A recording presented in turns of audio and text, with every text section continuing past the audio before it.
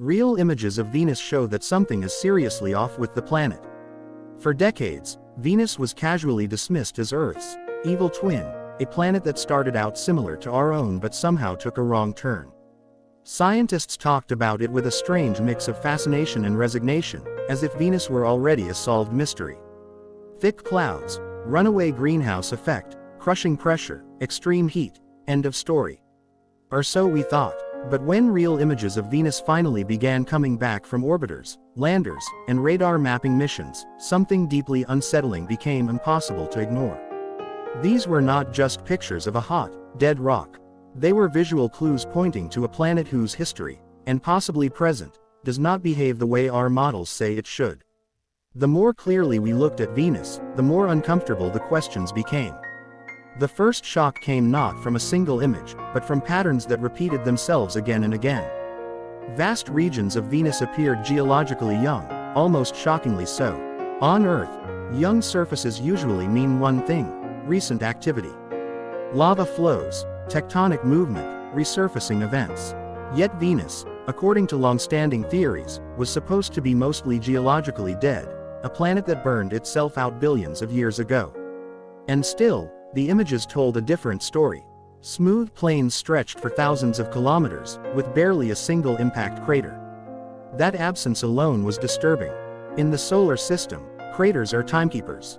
If a surface has few craters, it means it hasn't been exposed for very long. Venus, by that logic, should be far older and far more battered than what the images showed. Radar maps from NASA's Magellan mission revealed enormous volcanic structures, not small, scattered volcanoes like those found on Mars, but massive shield volcanoes, sprawling lava plains, and strange circular features called coronae. These coronae had no true equivalent anywhere else in the solar system. They looked like gigantic scars, where the surface had bulged upward, fractured, and then partially collapsed. Some of them were hundreds of kilometers across. The unsettling part was not just their size, but their apparent freshness. Sharp edges, clear fractures, minimal erosion. On a planet where temperatures melt lead and atmospheric pressure could crush a submarine, how could such features remain so well preserved unless something was still shaping the surface? Then came the images from the Soviet Venera landers, the only spacecraft ever to transmit photographs from the surface of Venus. Grainy, black and white, and painfully limited, these images still managed to deliver a quiet shock. The rocks scattered across the Venusian ground looked strangely familiar. Flat slabs, fractured stones, angular shapes that resembled broken basalt. This alone was not strange. Volcanic planets produce volcanic rocks, but what disturbed scientists was how little weathering seemed visible. Venus's atmosphere is not gentle. It is filled with sulfuric acid clouds and corrosive gases. Over long periods, such an environment should aggressively erode surface rocks. And yet, in the images, the rocks looked sharp, intact, almost as if they had not been exposed for very long. As more data poured in, another inconsistency emerged. Venus has almost the same size, mass, and composition as Earth. These similarities should have led to comparable internal processes: mantle convection, heat release, gradual tectonic recycling. But Venus does not have plate tectonics, at least not in the way Earth does. Instead, the images suggest a planet that releases its internal heat in catastrophic episodes. Rather than slow, continuous motion, Venus appears to remain locked and rigid. For immense spans of time, only to violently resurface itself in planet-wide events. Imagine an entire planet essentially flipping its geological skin in a relatively short cosmic moment. That idea alone is enough to unsettle any planetary scientist. But the images raised even darker questions. Some lava flows appear to cut across older terrain in ways that imply multiple resurfacing events, not just one ancient catastrophe. This hints that Venus may still be active today. In fact, later observations detected transient hot spots, brief thermal anomalies that look suspiciously like active volcanism. If Venus is still erupting, still reshaping itself, then our assumption of it being a static, dead world collapses entirely. It becomes something else. A planet that is alive, but in a way we barely understand. Even the clouds of Venus, once thought to be boring and uniform, became sources of unease when viewed more carefully. Ultraviolet images revealed dark streaks and shifting patterns that absorb UV light in ways scientists cannot fully explain. Something in those clouds is interacting with sunlight, something unknown. The leading explanations range from exotic chemical compounds to processes we have never observed before. A few scientists, cautiously and controversially, even raised the possibility of microbial life adapted to extreme conditions. While that idea remains speculative, the images themselves refuse to settle into a neat explanation. What makes all of this truly disturbing is not any single anomaly, but the way they stack on top of one another. Young surfaces, strange geological structures, possible ongoing volcanism, unexplained atmospheric chemistry. Each piece alone could be dismissed. Together, they form a pattern, one that suggests Venus's evolution did not simply go wrong in a predictable way. It may have followed a path that our models are fundamentally unprepared to describe. Perhaps the most haunting realization comes when we turn the lens back on ourselves. Venus may not just be a cautionary tale of runaway greenhouse effects. It may be a mirror, a reminder that planets of Earth-like size can behave in radically different, even violent ways under conditions we do not yet fully grasp. The real images of Venus do not just show us a hostile world. They expose gaps in our understanding, blind spots in our theories, and uncomfortable questions about planetary stability itself. And this is only the beginning. Because once we start asking how Venus became this way, an even more unsettling question follows. What if Venus did not always look like this, and what if it could change again? The evidence Venus was once nothing like this. If the real images of Venus make one thing clear, it is this: the planet we see today may be the aftermath of something far more Earth-like, and far more tragic. Long before Venus became a furnace hot enough to melt metal, evidence suggests it may have been a world with oceans, clouds of water vapor, and a climate that was not just stable, but potentially gentle. This idea once sounded like science fiction. Today, it is supported by hard data, visual patterns, and atmospheric clues that refuse to be ignored. Venus, according to these findings, did not start out broken. It became broken. One of the strongest pieces of evidence comes from the planet's atmosphere itself. Venus has an unusually high ratio of deuterium to hydrogen, a chemical fingerprint that tells a grim story. Deuterium is a heavier form of hydrogen, and it does not escape a planet's gravity as easily as regular hydrogen does. When scientists measured Venus's atmosphere, they found far more deuterium than expected. The only realistic explanation is that Venus once had enormous amounts of water. Over time, solar radiation split that water into hydrogen and oxygen. The lighter hydrogen escaped into space, leaving behind a deuterium-rich atmosphere, the ghostly chemical remains of ancient oceans that no longer exist. This is not a subtle clue. It is a planetary confession. The images reinforce this chemical evidence in unsettling ways. Radar scans reveal vast lowland regions that resemble dried seabeds more than volcanic plains. Smooth, flat expanses stretch across Venus in patterns that are difficult to explain using lava alone. Some regions appear carved, shaped, and leveled in ways that feel eerily familiar to geologists who study Earth's ancient ocean floors. While erosion by water on Venus would have happened billions of years ago, the large-scale geometry remains, a fossilized memory locked beneath layers of volcanic resurfacing. These images do not scream certainty, but they whisper something dangerous. Venus may once have been wet. Then there is the question of time. Climate models now suggest that Venus could have maintained liquid water for hundreds of millions, or even billions, of years. That is not a brief window. That is enough time for complex chemistry, stable climates, and potentially life-friendly conditions to emerge. In ultraviolet and infrared imagery, scientists have identified atmospheric behaviors that suggest Venus did not immediately spiral into chaos. Instead, it likely existed in a long, deceptive calm, a planet that looked safe, stable, and familiar, right up until it wasn't. What changed everything was the sun. As the sun slowly grew brighter over time, Venus absorbed more and more energy. On Earth, plate tectonics and oceans help regulate temperature by cycling carbon through rocks and water. Venus, lacking plate tectonics, had no such safety valve. Carbon dioxide built up in the atmosphere, trapping heat. As temperatures rose, oceans began to evaporate. Water vapor, itself a powerful greenhouse gas, accelerated the process. The images we see today, scorched plains, cracked crusts, and volcanic scars, are the visual remains of a runaway greenhouse effect that never stopped running.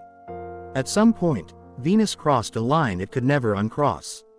Once the oceans fully evaporated, the planet lost its primary cooling mechanism. The atmosphere thickened, pressure skyrocketed, and surface temperatures soared beyond recovery. Oxygen, left behind after hydrogen escaped, reacted with surface rocks and volcanic gases, erasing almost all traces of free oxygen from the atmosphere. The planet suffocated itself, chemically and thermally. The real images of Venus's surface, barren, fractured, hostile, are not just snapshots of a hot world. They are crime scene photos of a planetary collapse. And yet, even after this collapse, Venus did not simply freeze in place. The images suggest cycles, massive volcanic resurfacing events that may have occurred multiple times. Instead of slow tectonic movement, Venus appears to build pressure internally until it can no longer hold it. Then, in relatively short bursts, lava floods the surface, erasing older terrain and resetting the planet's geological clock. This stop-and-go behavior is unlike anything we see on Earth and deeply complicates our understanding of how rocky planets evolve. Perhaps the most disturbing implication of all is how close Venus and Earth may have once been in their early histories. Two planets, formed from similar materials, orbiting the same star, starting with comparable ingredients, yet ending in radically different states. The images force us to confront an uncomfortable truth: Earth's stability may not be guaranteed by design. It may be the result of a narrow balance, a series of lucky breaks, and feedback mechanisms that could, under different conditions, fail. As scientists piece together Venus's past, the planet begins to feel less like a cautionary tale and more like a warning written in images and chemistry. The surface of Venus is not just hot, it is silent in a way that suggests finality. Whatever once lived there, whatever cycles once operated, are gone. The real images show us a planet that crossed a threshold and never came back. And this raises a final, deeply unsettling question, one that scientists are only now beginning to confront seriously. If Venus could change this completely once, could it still be changing today? Because some of the most disturbing images of Venus do not point to the past at all. They point to the present. The most unsettling thing about Venus is no longer what it was, but what it might still be doing right now, because the latest real images and data refuse to let the planet remain classified as a frozen relic of the past. When scientists compared radar images taken years apart, subtle but undeniable changes began to emerge. Features that appeared slightly altered, lava flows that looked fresher than their surroundings, and thermal signatures that did not fit a dead world. These were not dramatic Hollywood eruptions captured in real time, but they were far more disturbing than that. Quiet hints of ongoing activity on a planet that should have long gone silent. Venus, it seems, never truly cooled down, and it may still be releasing its internal heat in ways we are only beginning to notice. Infrared observations detected localized hot spots near volcanic regions that cannot be easily explained by sunlight alone. The temperatures in these areas fluctuate in patterns consistent with molten rock close to the surface.